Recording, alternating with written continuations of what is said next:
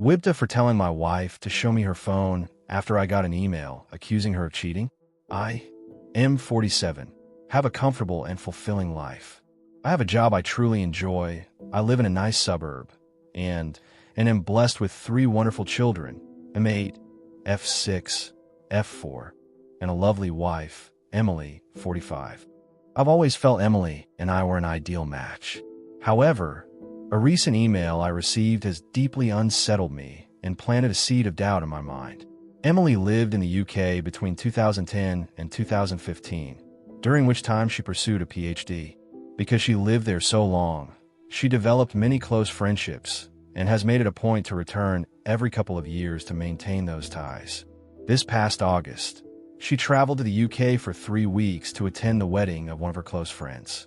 After some consideration, we agreed that it would be best for me and the children to remain at home, as I could not take that much time away from work, and the children were unlikely to find much enjoyment in such an event. Emily departed, returned as expected, and life returned to normal for us. Last week, I received an email on my work email address. It was supposedly from the wife of Emily's friend. I'll call him Jake, M44. According to this woman, she has a very strong reason to suspect that Jake and Emily engaged in an affair.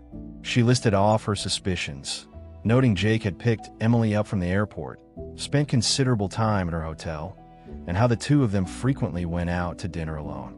She even included pictures of my wife's earrings that she said she found in Jake's pockets when she was doing the laundry and pictures of a lipstick stain on his shirt.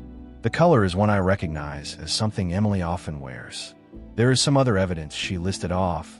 For the sake of conciseness, I will not include them here. All this was a lot to absorb, and for a while, I thought it was some sort of joke, so I tried my best to ignore it, but it kept coming back into my mind. I remember that before her trip, my wife would talk to all her friends there. I don't know if this email is influencing my memory, but I think she probably spoke with Jake the most. Additionally, I know Emily never liked Jake's wife, though I can't say why. I've never pried in Emily's phone or social media accounts before, but I feel very tempted to now. However, I know I'd feel terrible if I looked and found nothing. Also, if I start acting suspicious, wouldn't she just delete everything out of fear of being found out? I am unsure of how to move forward and would welcome any guidance on handling this. The best I can currently come up with is asking to see her phone immediately after confronting her about it, so as to not give her no time to delete anything, though part of me thinks this would upset her and potentially not even show anything. Edit. I forgot to include, my wife no longer has these earrings. She wasn't wearing them when she returned, and when I asked, she said she lost them. Update, 10 days later. A few hours after sharing my first post, I confronted Emily. She confirmed my fears. She claims she's in love with Jake and can't live a lie any longer. She still claims to love me and the kids, but says she can't stay with us any longer. According to her, she was waiting for a better time to tell me and the children. Apparently, this has been going on since March, with Jake flying out here occasionally and Emily secretly meeting him. We're getting divorced. Emily is moving to the UK soon. She confirmed that in August, in addition to the wedding, she attended a job interview, and she's set to start around the new year. She's already applied for a British visa. She plans to live with Jake once she moves. As for custody, Emily is voluntarily surrendering her chance of full custody. She doesn't want to uproot the kids, so they'll stay here in Canada with me. There's a part of me that appreciates that decision, but there's also the part that is astonished at how easily she's walking away. She wants to pay child support, but I'd rather raise my children without her financial influence. That said, the court will likely insist on support, regardless of my feelings. Emily is also seeking structured visitation rights, which, given the circumstances, will likely be granted. Based on what I've been told, the court generally leans toward arrangements that allow both parents to maintain relationships with the children, even when one is relocating to a different country. The lawyers are still working out the details, but it seems she'll have visitation during school breaks and holidays, with the possibility of virtual calls in between. I've been keeping things as amicable as possible, and the more cooperative I am, the more Emily seems to agree with my demands. We are also discussing the future of our home. Emily has expressed a desire to sell the property and divide the proceeds. While I am reluctant to part with the family home, it is unlikely I have much of a choice since it was bought during our marriage. For now, Our lawyers are still working through the details, and no final decisions have been made. Given the situation, it could be a good while before we reach a resolution. In the meantime, I've been advised not to make any major financial moves. As much as I want to stay here with the children, I know selling is most likely inevitable. As of this writing, Emily is in an Airbnb, and Jake has flown here to stay with her. They plan on traveling to the UK at some point in the near future. My lawyer tells me that adultery isn't grounds for special treatment when it comes to custody or property division. Therefore, it won't influence how assets are divided unless marital funds are directly involved. Emily likely used money from her personal account. Unless it can be proven she used our joint finances to fund the affair, it's unlikely this will make any difference in court. I have been in regular communication with Jake's soon-to-be ex-wife, Eleanor, primarily through email, and more recently, we've spoken over the phone a few times. Eleanor apologized, saying she felt guilty for telling me about the affair and worried that if she hadn't, maybe my marriage could have been salvaged. I reassured her that, for me, the gravity of the situation made divorce inevitable, and I'd rather not remain in the dark about something of this significance. She even sent me messages and other evidence of their relationship, but since Emily is openly admitting to the affair, it doesn't really matter in the context of the law. Eleanor has also told me a lot about Jake. Apparently, this is the third time he's cheated on her, and she's had enough. There's no chance of reconciliation this time, she says, and he doesn't seem interested in trying. She mentioned that Jake has zero desire to raise children who are not biologically his, which explains why Emily's not fighting for custody. Eleanor's divorce will most likely be much longer and more drawn out than mine, given that both her and Jake want full custody of their children and can't agree on several other issues. I haven't had much time to process everything. These past 2 weeks have felt like a blur in every way. But one thing I can say with certainty is that I have nothing left for Emily. Not because she betrayed our marriage, but because of how easily she's walking away from our children. I never thought I could hate someone I once loved so much. It's a strange feeling. The hardest part in all of this is the children. My 2 youngest daughters have started asking why their mother isn't around as much anymore, and it's been very difficult trying to communicate with them about the nature of the situation. My eldest seems to understand a little more, and, as a result, he has become quiet and withdrawn. I'm fortunate to have a family that has been incredibly supportive so far. My children have received numerous thoughtful letters from some of their cousins, which I've been reading to them each night. All my siblings have also sent gifts for the kids, and one of my brothers, along with his wife, drove up to visit over the past weekend. My sister-in-law even prepared plenty of food, some of which is still in the freezer. They also kept the children entertained while I met with my lawyer. My other siblings have also offered to come by and look after the kids whenever I need them. Beyond that, my parents have been calling daily to check in on us, and my 78-year-old mother has already made plans to stay with us for 2 weeks in November to help around the house. The collective effort of my family has made this experience much more bearable, and I'm deeply grateful for all their support. To everyone who encouraged me to speak with Emily after my last post, I'm grateful. I was tempted to ignore Eleanor's message, but it kept gnawing at me. Your advice gave me the courage to act. Emily has shown herself to be a liar, and I have no doubt that her idea of a better time was simply when it would cause the least inconvenience for her and Jake. Update, almost 1 month later. Think of this less as an update and more as a chance to vent a few things now that I've had more time to process my situation. I know that Emily often traveled back and forth to the UK during our marriage.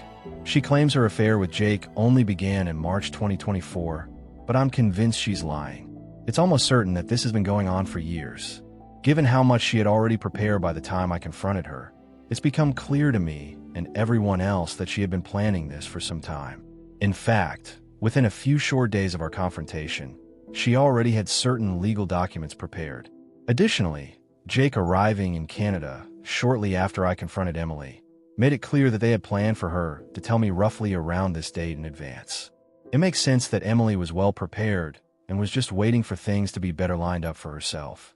After all, she'd long since applied for her visa, secured a job, secretly appraised her car, our family car, though it was under her name, and sent personal items with Jake to the UK during his secret visits, all right under my oblivious nose. I have a feeling I'm only scratching the surface and have no real idea of how far this actually goes. Not that Emily would ever tell me its depth. In addition to all of this, Emily had already been in touch with her lawyer long before I confronted her. Taking all this into account, it's hard not to wonder if she secured her job even earlier than she let on, perhaps to make her actions seem less calculated. Two of Emily's friends have since reached out to express shock and disappointment by her actions. One of them, Janet, mentioned that according to another friend, Emily had been consulting her divorce lawyer as far back as late August or early September. And this other friend also confirmed my suspicion that Emily had been sending some of her belongings to the UK during Jake's visits. I've been losing sleep, replaying the past few months in my mind, maybe driving myself a little crazy, but certain things stand out. For example, when Emily went to the UK in August for the wedding, she was carrying 3 fully loaded suitcases. She told me that they were filled with presents for her friends, and I didn't question it, even though it seemed a bit excessive at the time. When I picked her up from the airport after her trip, I noticed the bags were suspiciously light. I can assume that in addition to the job interview she claimed to attend, she transported a bunch of her personal items to the UK, which would explain why since her return, she seemed to have been wearing a smaller selection of her clothing. Despite this, I was somehow blindsided, and I completely blame myself. Looking back, I can see there were signs I ignored, and I guess I didn't think Emily was capable of this sort of thing. A part of me wonders if this outcome could have been avoided entirely had I been more assertive and vigilant in the past. The worst part of all is that my children are now dealing with the consequences of my ignorance and stupidity. While I twiddled my thumbs, my wife had essentially started a new life. Most people in my life now know about my separation from Emily. I've stopped wearing my wedding band, and I've explained the situation to friends and colleagues who noticed its absence. One of my close friends, and many others who reached out privately on Reddit, have suggested I get DNA tests for the children, given Emily's travel patterns and tendency to lie. While I understand where they're coming from, this is something I'll never do. I'd never assign my children to another man. Nothing will change that. Life without Emily has thus far been difficult. Mornings have become a hectic rush. Between getting the kids ready and getting myself out the door, I'm barely on time for work for nearly half the week. It's frankly exhausting trying to keep up with all the extra parenting duties I have to perform throughout the day. Our current home has a large driveway, so on top of everything else, I'm already dreading the task of shoveling it once the snow starts falling. The kids are feeling the strain as well. They don't particularly like the food I prepare most days, and they hate how I'm always busy. It's incredibly frustrating to know that while we're here struggling, Emily recently departed for a relaxing vacation through Europe with Jake. Communication between us has dwindled, and I only learned of these developments recently. I have no idea if she plans to return to Canada after her vacation or settle directly into what will likely be a very comfortable life in the UK. On a more positive note, I was able to get the kids to see their doctor recently. She gave me a bunch of useful resources and advice. She placed an emphasis on how time and clear communication were the most important factors for their adjustment. While I'm optimistic, I'd be lying if I said I wasn't worried. It's still early, I know, but they remain quite upset about the entire ordeal and act out regularly as a result. It is abundantly clear that they're having a hard time adjusting to our new reality. Throughout all of this, my family has been a tremendous support. My mother arrived as promised early last week, and things have already become significantly easier. The kids enjoy her cooking and spending time with her. Her presence has also freed me to handle other tasks. Whenever the divorce is finalized, I plan to designate my eldest brother and sister-in-law as legal guardians for the children. They live relatively nearby and have already agreed to take on that role if needed, which brings me some peace of mind. However, I highly doubt this will be any time soon given my much busier schedule and Emily dragging her feet before traveling. The whole process is slowed to a snail's pace. One of the hardest aspects of all this has been making decisions about our family home. After considerable thought and speaking it over many times with my family, I'm leaning towards selling at this stage. Emily has already offered me a bit more than half of the proceeds since she sold our SUV right before leaving the country. My lawyer has noted that selling the SUV before we finalized anything was premature on her part, considering I contributed significantly, 40%, to the purchase. He thinks I have strong grounds to seek reimbursement elsewhere in our asset division, which aligns with Emily offering more of the house. Getting more than half seems fair, given that I contributed about 65 to 70% of the down payment and monthly mortgage payments. As I mentioned above, the family SUV was registered in only her name. However, I covered about 40% of its cost, so it's frustrating she sold it unilaterally. As I've learned over the past several weeks, my sedan is too snug for the kids and inconvenient for my mother to duck in and out of when she runs errands. Therefore, I'll need to trade it for something larger. In return, Emily has graciously insisted I keep the furniture and appliances. Least she can do, I suppose. As much as part of me would like to stay in our current home, it's probably better for us to move. Part of me hopes this will help us avoid future interference from Emily, though, in reality, she's just as likely to interfere no matter where we are. I've been looking at townhouses closer to my place of work, which would cut down my commute and place us near a well-rated school. However, my sisters brought up that moving the kids now would mean changing schools and losing their friends, which would be yet another big change for them. An alternative option is that we move to a smaller, more manageable house close to our current one. This would reduce my workload and allow the kids to stay at the same school. Regardless of which option we choose, the idea of a new home without Emily's memory is appealing. Our current home's location is yet another example of how foolish and short-sighted I've been. Its location was much more convenient for Emily's commute compared to my own. It worked out for a time, as the children's school was close to Emily's work in case they needed her during the day. But now all of this is useless as my place of work is rather far. I've heard nothing from Emily's family, and frankly, I have no interest in reaching out. As for Emily's future with Jake, I don't wish her relationship to fail. The longer her life is stable, the less likely she'll disrupt ours. But I take solace in knowing she remains unaware of Jake's infidelity history. I don't feel any moral obligation to warn her about Jake's character, and Eleanor feels the same way. I made a point of checking on Eleanor regularly. She doesn't have the same family support I do. Her immediate family is charmed by Jake's ample wealth and believes that she should do whatever it takes to keep him, even though it is clear that neither he nor Eleanor wants reconciliation. Addressing questions and concerns, 1 month later. Hello. The main purpose of this post is to clarify a few things that have come up in my personal messages. I appreciate the concern and will use this opportunity to address many of these points at once. First, I'm still very much adjusting. I've accepted the situation, though I still feel bitter about it now and then. I'm adapting, and while some days are worse than others, I'm managing. All in all, my situation doesn't feel as overwhelming anymore. The kids are still adjusting. They're resilient, but they've been dealing with a lot.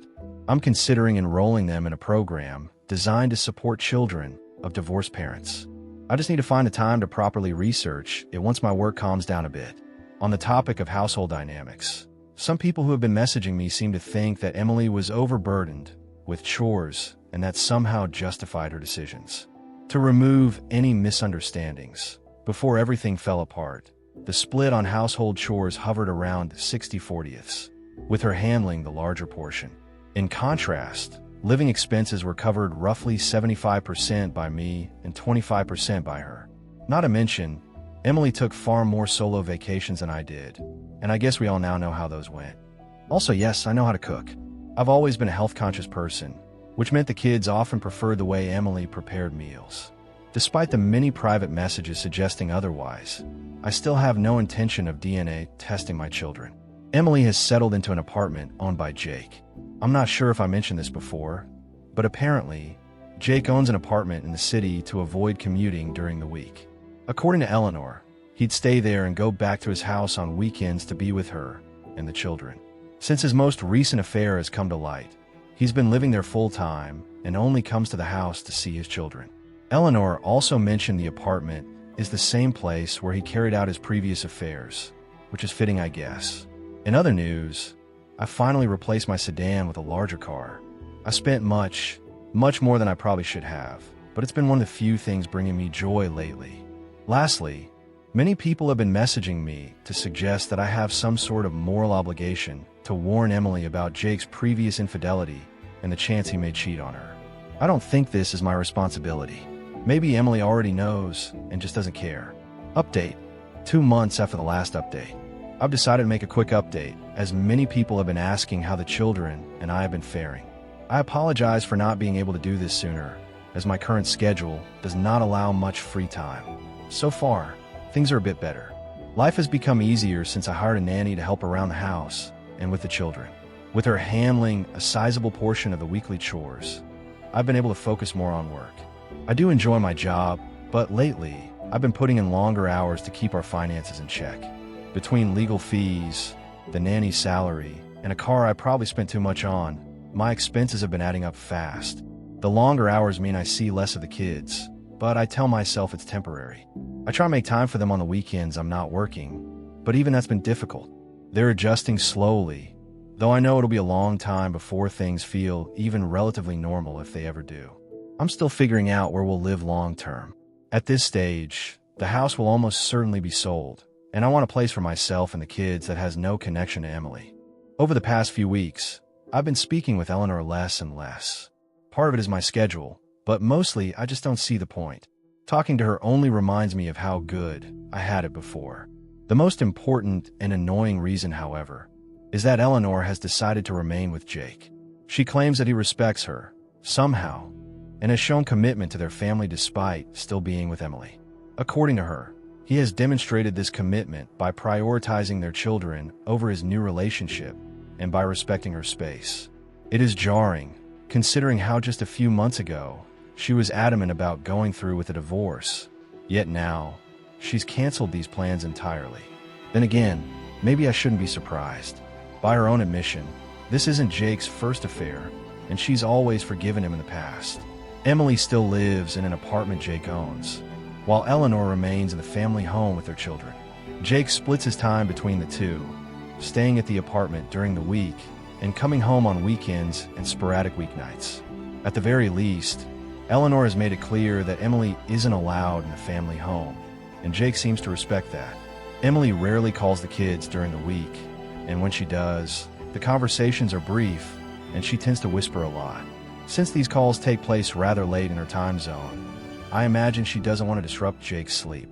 On weekends, when Jake is with his own family, Emily makes more of an effort to talk to the children. However, these calls haven't been particularly long either, as I have felt they shouldn't interrupt the time I planned with the children. All of this is still very much a work in progress, which hopefully will get easier as time goes on. While a part of me is still shocked by how things turned out, I think I have largely woken up to this new reality.